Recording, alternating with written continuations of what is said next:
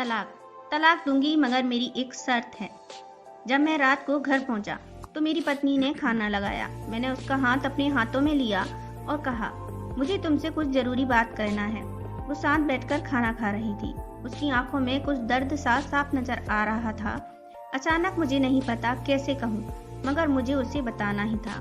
मैंने बड़ी शांति से कहा, मुझे तलाक चाहिए। लगा जैसे उससे मेरे शब्दों से कुछ फर्क नहीं पड़ा, बल्कि उसने मुझसे पूछा, क्यों तलाक चाहिए। मैंने उसके सवाल को अनसुना किया तो उसे गुस्सा आ गया। उसने चम्मच उठाकर फेंक दिया और जोर से चिल्लाई, तुम इंसान नहीं हो। उस रात हमने एक दूसरे से बात नहीं की। वो रो रही थी। मुझे पता था कि वो जानना चाहती थी कि आखिर ऐसा क्या हुआ जो हमारा रिश्ता टूटने की कगार पर आ गया। पर मेरे लिए उसके सवालों का जवाब दे पाना नामुमकिन था। मैं अब किसी और से, प्रिया नाम था उसका, प्यार करने लगा हूँ। अब मुझे उससे प्यार नहीं रहा।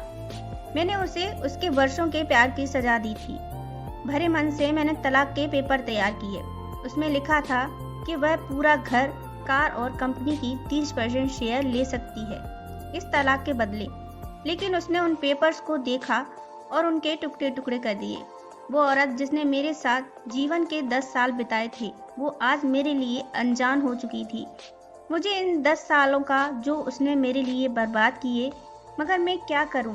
जो हो चुका उसे मैं बदल नहीं सकता था, क्योंकि मैं किसी और से, अपनी पत्नी से भी ज्यादा प्यार करने लगा था। आखिरकार उसके सब्र का बांध टूट गया और वो फूट फूट कर मेरे सामने रोने लगी। मेरे लिए उसका रोना एक तरह से उसकी रिहाई की तरह ही था। तलाक की ये बात जो कई दिनों से मुझे परेशान कर रही थी, अब बिल्कुल साफ हो चुकी थी। अगले दिन मैं घर काफी लेट आया। मैंने देखा कि वो टेबल पर बैठकर कुछ लिख रही थी। मैंने शाम का खाना नहीं खाया था, लेकिन फिर भी मैं सीधे ऊपर जाकर अपने कमरे में सो गया, क्योंकि पूरा दिन प्रिया के साथ रहने और कई जगह घूमने के बाद थक गया था।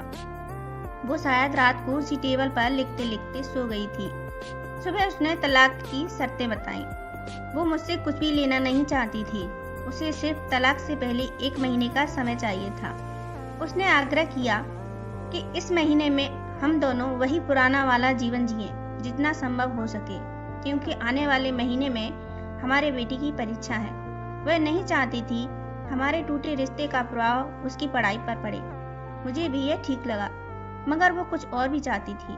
जैसे शादी के दिन में उसे उठाकर अपने शयन कक्ष तक ले गया था, उसी तरह हर रोज 1 महीने तक मैं उसे शयन कक्ष से उठाकर मुख्य द्वार तक ले जाऊं।